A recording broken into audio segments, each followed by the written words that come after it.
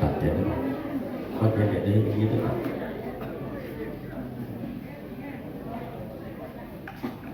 สัพพุตาตุนะโมตัสสะภะคะวะโตอะระหะโตสัมมาสัมพุทธัสสะโมตัสสะภะคะวะโตอะระหะโตสัมมาสัมพุทธัสสะ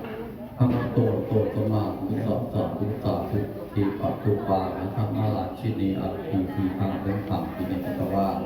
อธิติปปโกติโกภิโกมหาปัญโยภาลิโตปิติกัตยานิพพานังปรังทุกขังสัพพุทธบูชาเตชะวันตาธรรมบูชาปัญญวัตตาสังฆวัตตาโภวันตายังยังธนปธรรมยาตินิพพเมรัชฐานโยโตโมติสัพพโตติภะวันตุโนสัพพุพุทธังสรณังคัสสามิธัมมังสรณังคัสสามิสังฆังสรณังคัสสามิข้าพเจ้าขอพระพุทธเจ้าเป็นสรณะข้าพเจ้าขอพระธรรมเป็นสรณะข้าพเจ้าขอพระสงฆ์เป็นสรณะ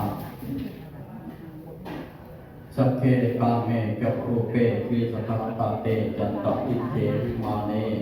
ทีเประเทจักขาเมตโลนาคาเนเกหาภูเกเตภูมาเจตุเทวาสัพพะมิสเมยังขัดอันธรรมนาคา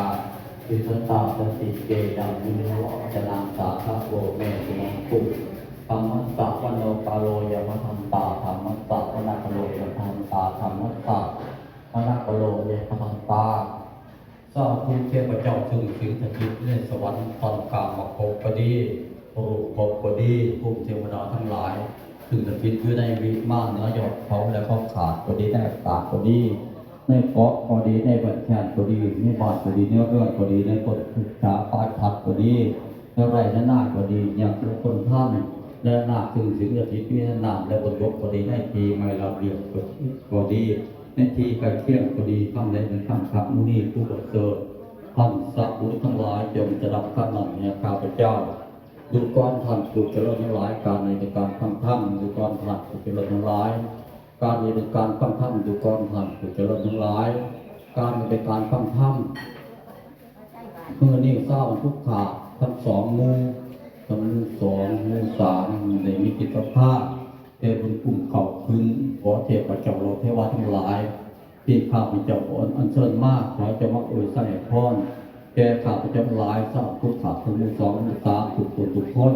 ให้มีความสุขความเจริญปราศจากความทุกข์ความโศกโรคไข้ทุกคนทุกคนต่อมาเดิน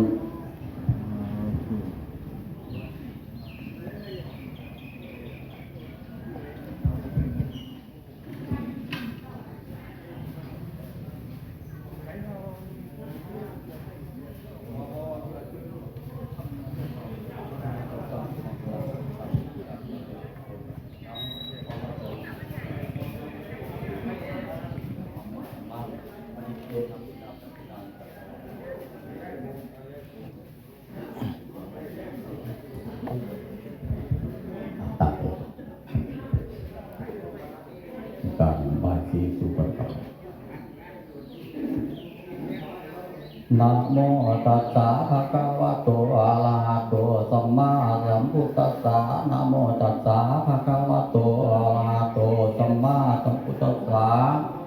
นะโมตัสสะภะคะวะโตอะระหะโตสัมมาสัมพุทธัสสะสีมือนี้แม้นมือดีมือเศรษฐีอามุตตะสุขอามุตตะโสปันตะโลกตื่นจมก่อนพระบรมกุกุจนโทตอนนางลงมาเกิดลงมาเปิดโลกาพาสัทธาผู้ก่อตั้งแต่น้องหันมาร่วมกันอยู่ในโลกจะเป็นโศกปัตตภีทานเศรษฐีภูเขาเอาใจเราใจสามยังมีนางเงินนาผู้ฉลาดมุ่งทนชื่อว่าสาวละมงจิ๋วฟองแขนขาฟองนั่งแม่นเปลี่ยนลูกแขนปันฟอนมาอยู่บนพารานาทีเป็นนาลีบุตรผาดอยู่ปราสาทสำหลังใครได้ฟังต้มตื่นดีรนลื่นคนทั้งหลายพันยันหงายผิวพองแขนขากองปั่นมาที่สอเศรษฐีหยาดย่อยคิดเปิดคอยอยู่ในใจใครที่นำเอาเขาพาพ่อเจ้าโกท่าตามไปหาพ่อพ่อจึงให้หน่อยน้อนาลีปล่อยขอพรจากพระฤาษีอยู่ในธรรมจังหุกรรมในผาจังได้มาเม็ดเข่า อย่างได้เว้าต่อกันมามีปัญญาลำเลิศจึงได้พ้นจังเกิดมาหลายพ้นบ่ตายพอได้กินข้าวจังได้เป็นพระพุทธเจ้าผู้กูพอบุญสู้ถวายบาทจังตลาดคนเฮาว่ามาเยอะคนเอ่ย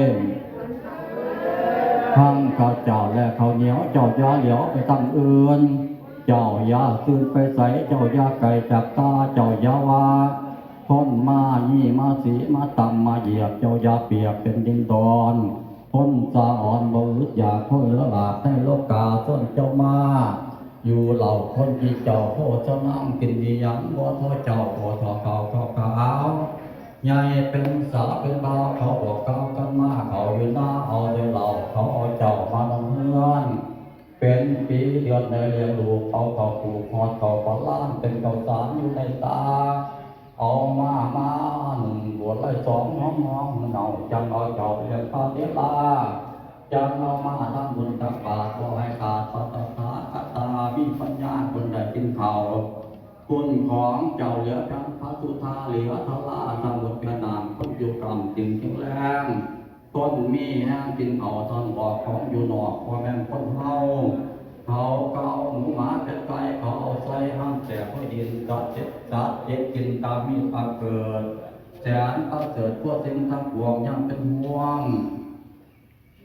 เขาเก็บเกี่ยวยามเจ้าเหี่ยวเป็นเพื่องใบเหลืองเอามาเถียงมาไหลพอได้แจก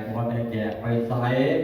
คือดังใจมุ่งมั่นกระไดเตรียมลำไยมุ่งเพื่อนกันนา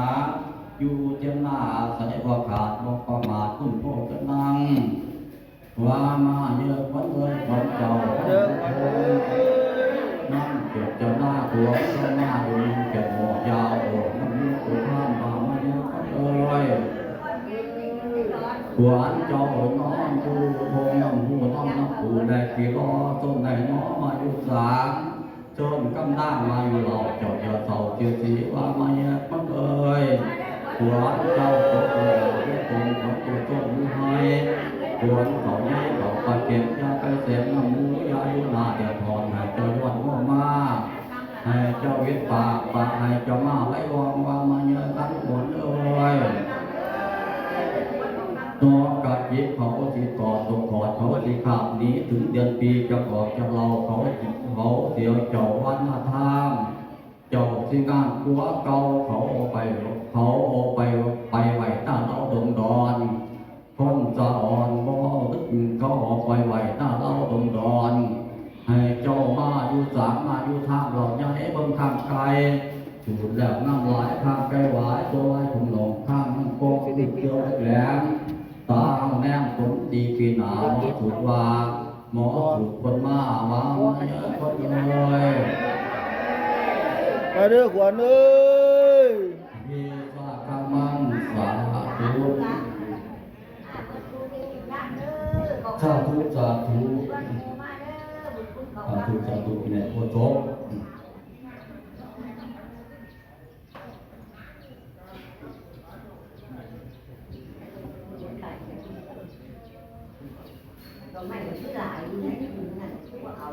บัว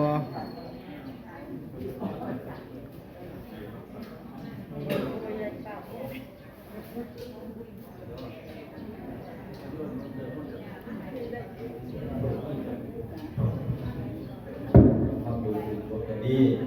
โดยว่าพวกเขาโดยเขาอิงว่าบทตัวในโลกสาธุ